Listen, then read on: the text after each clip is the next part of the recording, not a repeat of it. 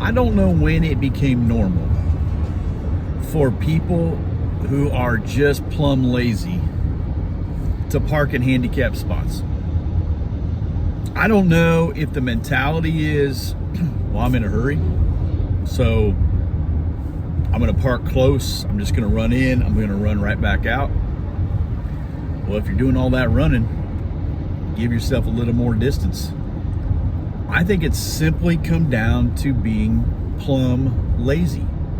We are lazy and we are entitled.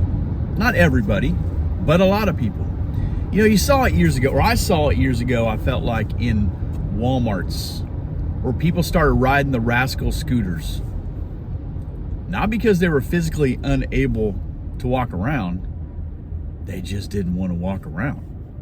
So they got on the electric scooter with the basket and they'd go scooting around Walmart. And we let them do it. Don't ask any questions. Don't say anything, just in case. You know, I don't want to upset them. But we knew. I think it wasn't helped when we had grown men walking into stores and public places wearing pajama pants. You say, you're walking in somewhere with the Lucky Charms guy on your legs, and we're supposed to take you serious. Like, we thought, that guy's lazy. But we didn't say anything. We said, boy, that guy's giving up on life. We didn't say anything. We just let it go. And I know with Uber Eats and Amazon Prime and, you know, all those things, you can have just about anything in your life instantly or within the day. And with a cell phone and computers and tablets, you could have access to too much of everything in the moment.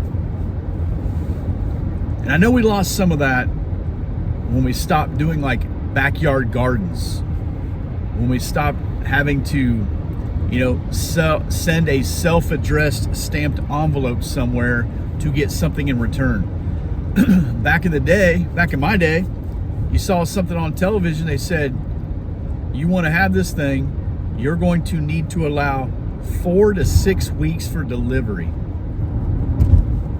People would lose their mind today if they had to wait 4 to 6 weeks for delivery. Could you imagine Christmas today, or the Christmas season? Yeah, I still got my lights up. If people had to wait 4 to 6 weeks for something to arrive, they would be stalking the mailman. We don't like to wait. We don't like to wait. We think we deserve this stuff instantly. We haven't done nothing to deserve it. We just think we should. And I see this, all these different places. I was at the post office today and I parked a little ways out. I could stand to walk a few steps. But I look over and this person not only is parked in a handicap spot, they backed into the spot. Now, I know I'm not supposed to judge whether the person needs a spot or not, but I saw them walk in and out of the store. I know you could have been okay if you'd have walked 10 more yards. They didn't want to. They felt like that's the closest spot. That's where I'm going to park. Now, I'm a firm believer. I am a firm believer, and you can challenge me on this, I don't care, that you can tell a lot about a person by their parking. I'm not just talking about backing in, backing out type stuff, which I'm a fan of. I'm talking about how close you park. I've said before, years ago, I had this guy named Al pull me aside after my tryout Sunday where the church voted on whether I should be on staff or not. He said, you see that car down there at the very end of the parking lot? I said, yep, I already knew where he was going with it. He said, that's my car. You know why I parked down there? He said, because I want to let all the other people get the closer spots. I never forgot it. And I thought, you know what? One of these days there could come the reality that I need a close spot.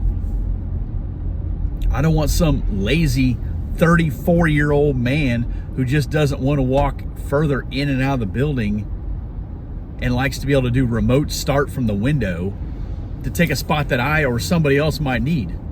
You think, I'm not going to park close because there may be someone showing up who actually needs it, not wants it, who actually needs a closer spot. So therefore, I'm going to let them have that spot. And you know what else it does? It's good for your legs. It's good for you to walk a bit. It's not a bad thing. You can practice self-awareness. You can practice observing the parking lot. A good friend of mine who works for Homeland Security said, count people. It's a good practice every time you're getting in and out of the car. Hey, just a thought.